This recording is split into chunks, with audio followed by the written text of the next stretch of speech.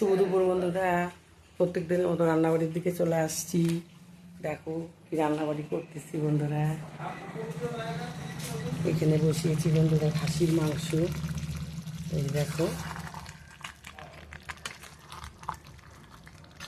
আলু দিছি বড় বড় করে। আর এখানে দেখো লোকটা বলে খাবে কোয়াশ দিয়ে।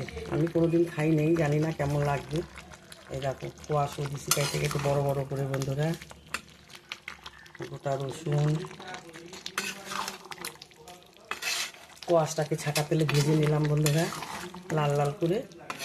আলু ভেজে নিচ্ছি।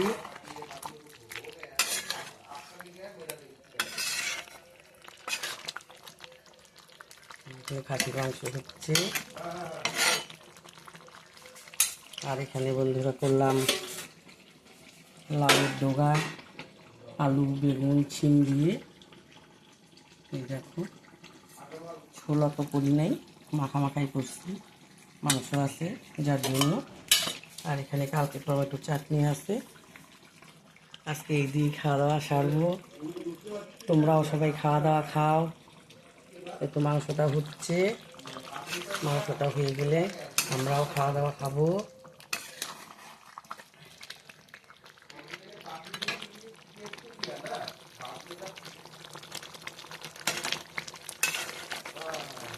নামানোর আগে গরম মশলা দিয়ে দিব। সবাই ভালো থেকো, সুস্থ থেকো বন্ধুরা।